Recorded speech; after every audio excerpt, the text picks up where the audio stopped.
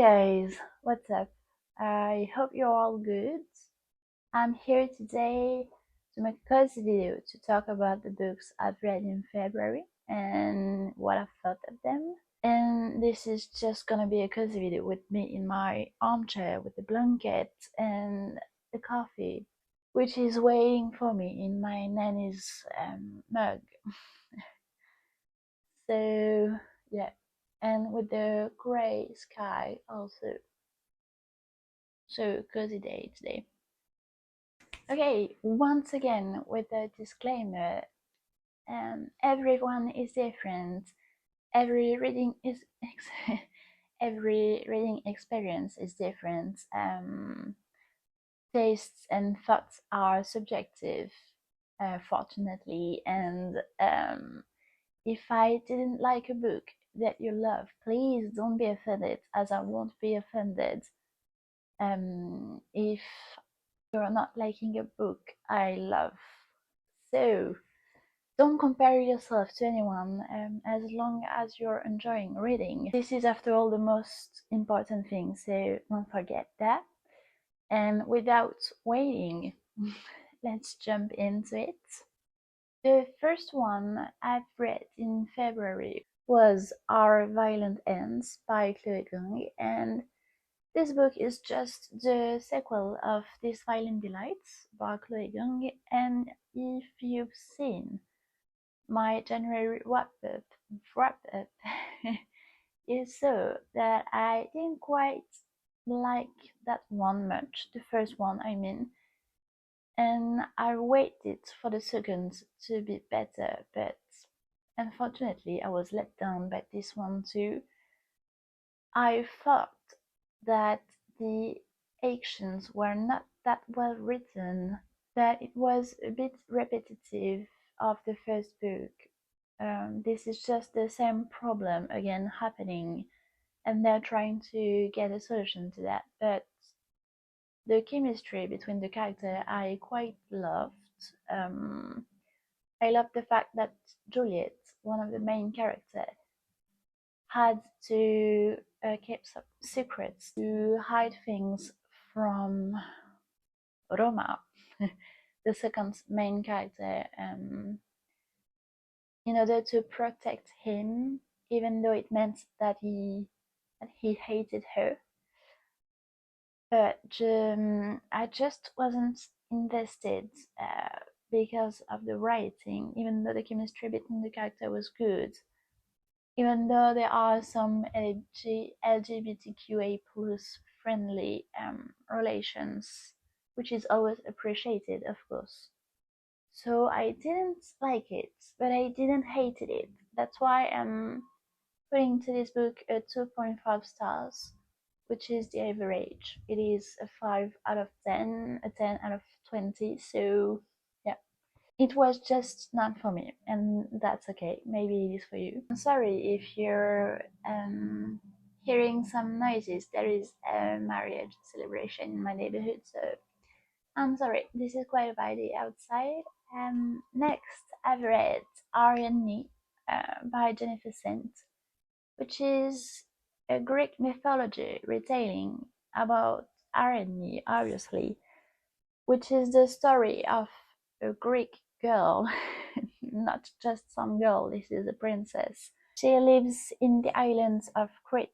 She's the daughter of Minos, which is a Crete king, and her brother is the Minotaur, which is a creature. I'm not spoiling you if you don't know the myth, but he's living in tunnels underground, and every year there is some sacrifices because Minos is mad against Athene. One of his son, one of Ariadne's brother, died there during a competition, a competition, and as a retribution, because Minos is quite excessive and not a drama queen at all.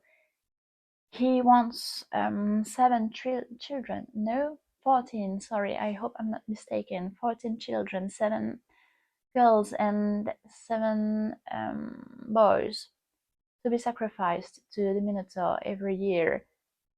And this year, Theseus is among them, and he wants to defeat the Minotaur. And I'm not saying too much if you don't know the myth, but this is the story on how Ariadne helps Theseus to kill the Minotaur. And this is supposed to be, I've heard, quite a feminism way to retell the story. And for me, who wasn't very familiar with the myth, with how, with the story of Ariadne, I really loved this one. I thought it was quite well written. And even though there is not so much feminism for some people, because she's making one decision, it is at the beginning of the book, and then she's quite going with the flow, not doing so much. But I found that the way the character Ariadne, with her point of view, she's revisiting the Greek myths, which are related to her story, with a feminism point of view, a female point of view, how women always suffer from the action of men. And I loved it. So maybe it is not perfect, but I quite liked it. And some people are a bit disappointed by the end because there are alternate ones. So for me, it was okay. I quite liked it, and that's why I rated it 4 stars out of 5. So it was quite good. I enjoyed it. I spent a good time, and I quite typed it to on the information of the myth. So yeah, it was a win for me. Then it is, and I'm quite excited about this. These are She Who Became the Sun and He Who Drowned the World by Shelley Parker Chan. And maybe you already heard a lot of them, but I will still make a little plot summary for you. Sorry, I went blank. This is about Zoo at first. In 1314 China, during the Mongol invasion. This is about Zhu, who is a peasant girl starving with her family, and I'm not saying too much, but next she has the idea to take her brother's identity to become a monk in order to survive and not starve eventually. And this is her story, how she wants to fulfill her destiny, how she wants to achieve greatness and just be able to be someone. At first, it is just how to be able to just be, but then it is to be someone, and it is to be the greatest. This one, we have 3 main narration. We have the point of view of Zhu, Young, and Ma, if I'm not mistaken. And at first, this volume, I was flabbergasted by the way she's writing the character developments. I would, I, I didn't see what was coming at the end, and the evolution of the character and the way they are written, the universe. She manages it so well. I was so implicated. I really loved volume 1. I gave it 4.75 stars out of 5. And the second one is so much darker, so much grimmer. This is the sequel and the continuation of how the characters are achieving their destiny, because there are 4 main characters, and in this one, this is the point of view of Zhu, Ouyang, and Baojiang. I hope I'm not butchering the name again, but I was not ready for it.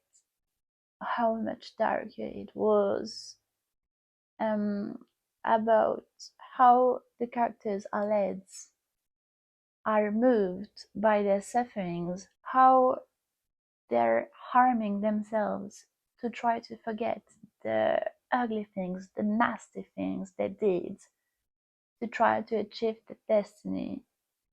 And the character's development again, she's um she manages so well to write a character to be able to make you feel compassion, to feel sorry for a character, even though he's a monster by his actions.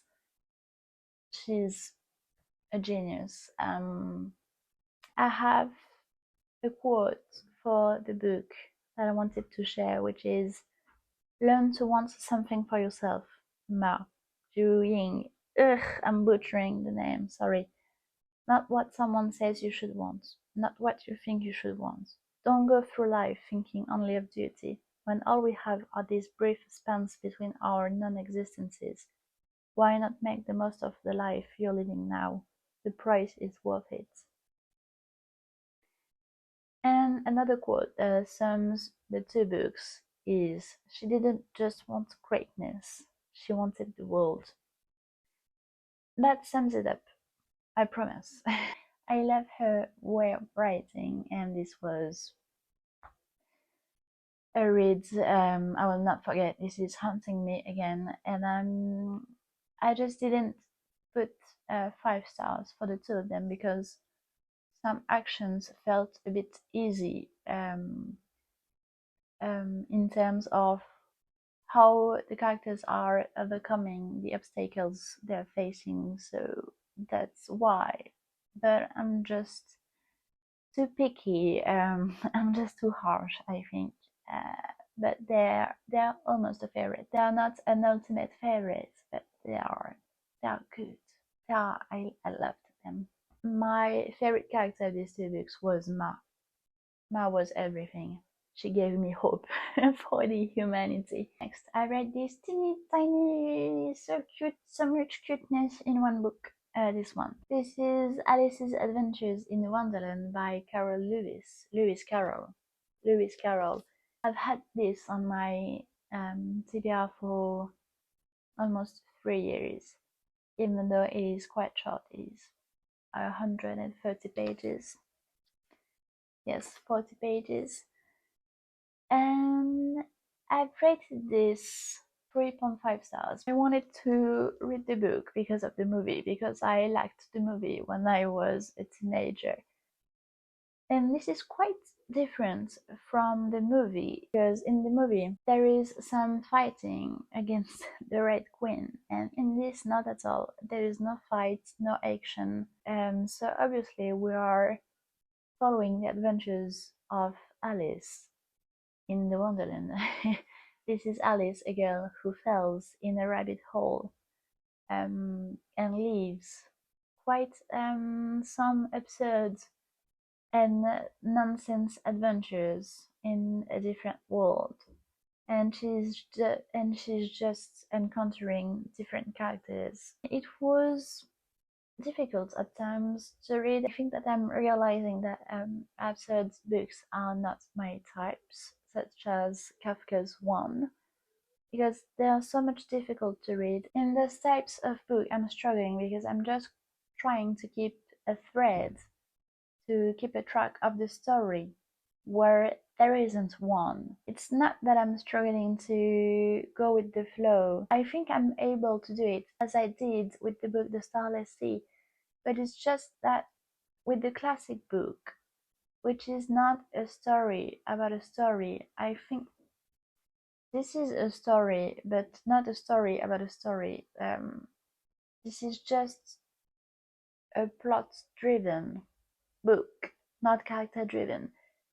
And I just don't find the interest. I'm just not involved in it. I'm just not involved in it, and I can't enjoy it as maybe I should, because I couldn't find a moral, a purpose to the book.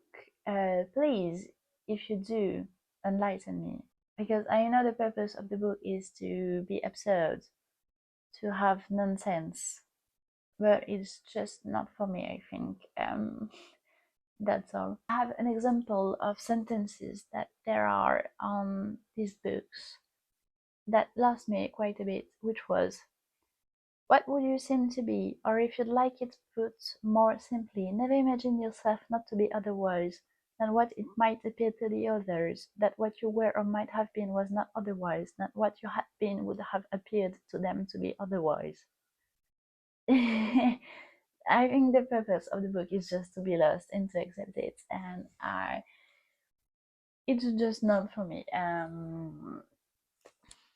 But 3.5 stars, it is still a good rate. It's just not a favorite classic. I would not recommend it, but I would not recommend it. Do you see what I mean? Next, there is Crooked Kingdom by Lee Bardugo, which is the sequel of Six of Crows. And this is just a continuation after the haste the characters are doing in the first book. I rated it 4 stars, just as the first one, because I was just not as thrilled as the first one, but I loved to be reunited with the characters.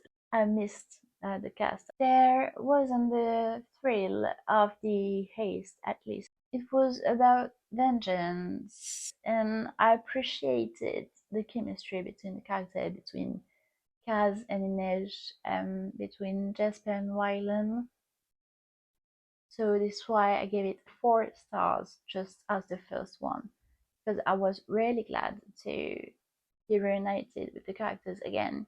It's just not a favorite because I felt that after the end of the book, I was just left wanting more, even though I'm going to miss the barrel. Of course, my favorite character was Kaz. I have a quote I loved that I wanted to read you, which is, I would have come for you, and if I couldn't walk, I'd crawl to you, and no matter how broken we were, we'd find our way. We'd fight our way out together, knives drawn, pistols blazing, because that's what we do. We never stop fighting. Loved it. Loved the chemistry between Inej and Kaz. Ugh, this was everything. And I forgot to say that in these books, there are some LGBTQA plus friendly relations.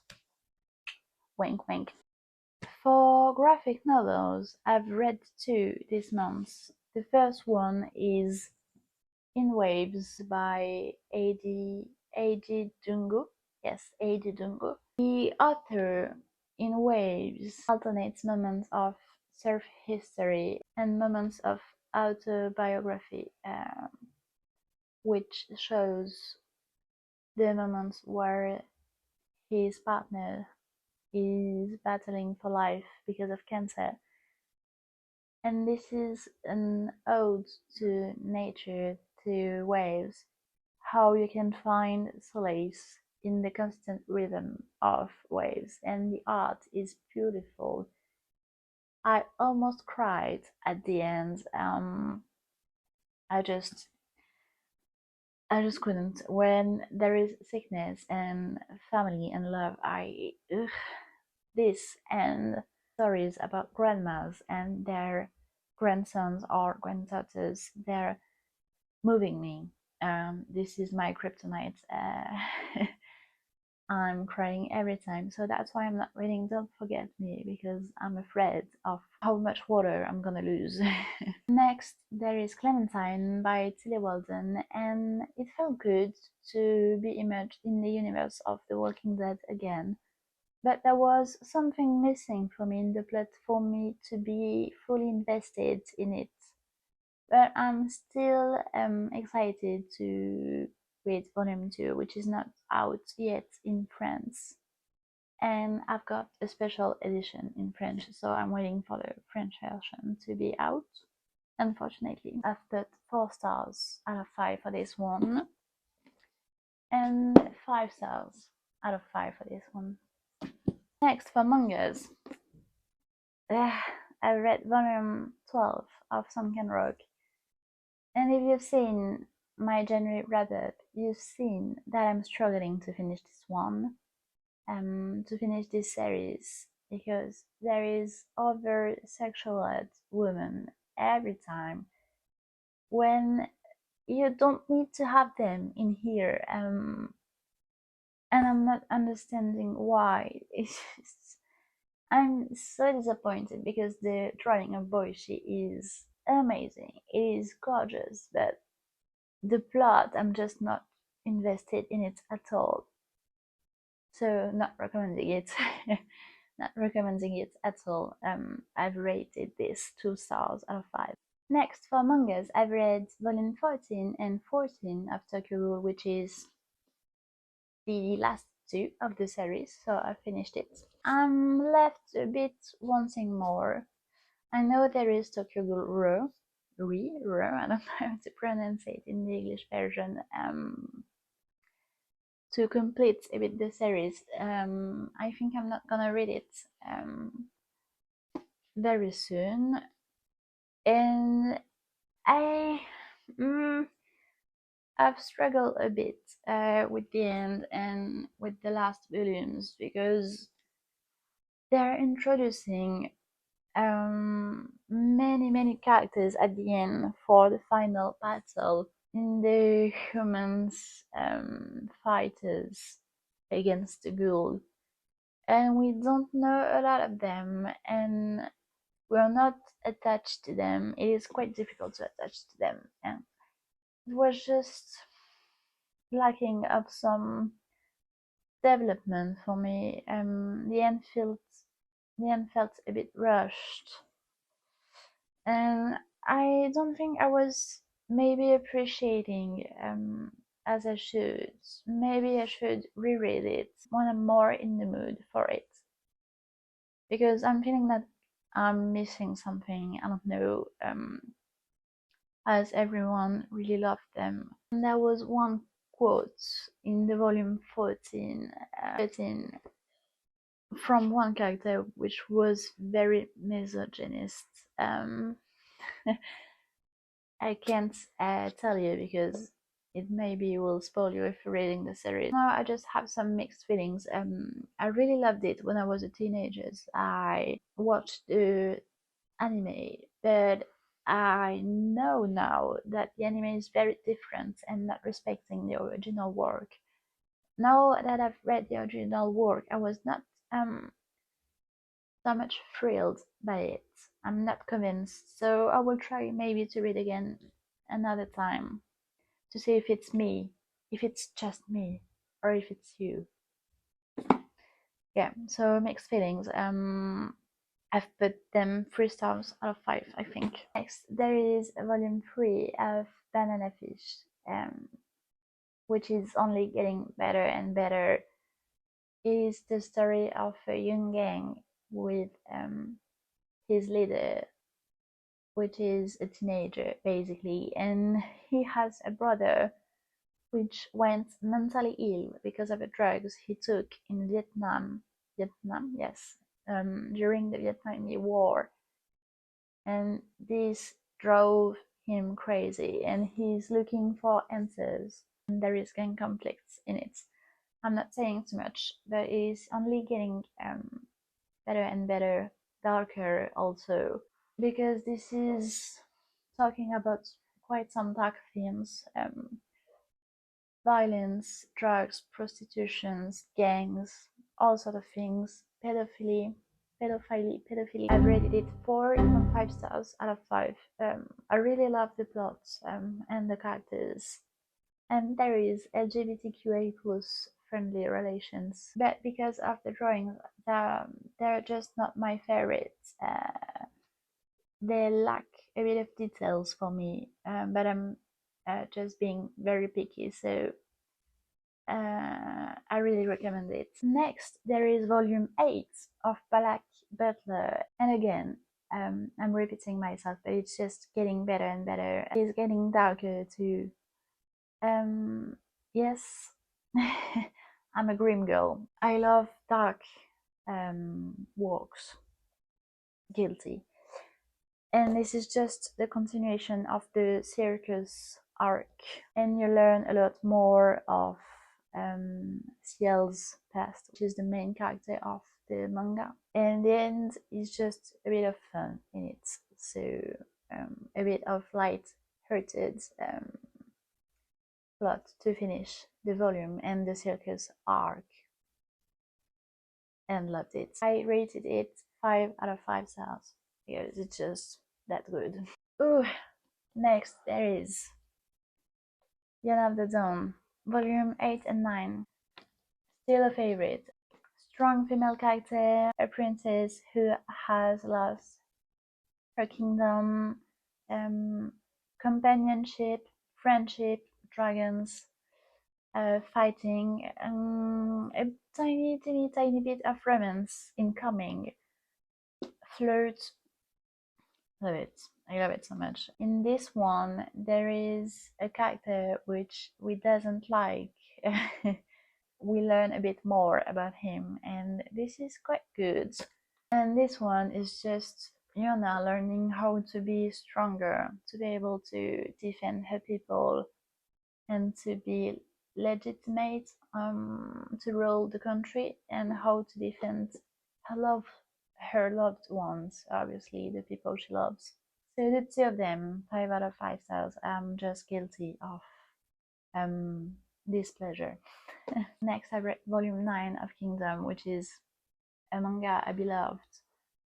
This is about a young boy who made a promise to his best friend to be the greatest general in the world, and this is set in China, and the drawings are gorgeous. When I talked about drawings with details for Banana Fish, I meant those ones. Those ones are very good. They're not perfect because I I think that the author doesn't know how to draw horses that much, but maybe he will get better and better through the volumes. I've put aside for a long time my reading of Kingdom, um, and I know now how much I was mistaken to do it, because this manga is really good. I've rated it 5 stars out of 5. And at last, volume 4 of To Your Eternity. And as Kingdom, I left aside this manga for quite a long time, and how mistaken I was. This volume, I've read it for the first time 1 year ago, I think.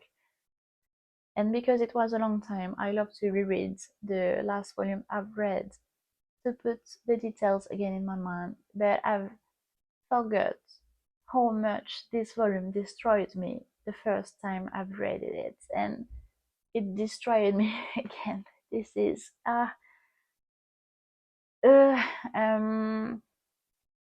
don't know how much can I say to you without spoiling you, because every volume is destroying me, I think, but not as much as this one.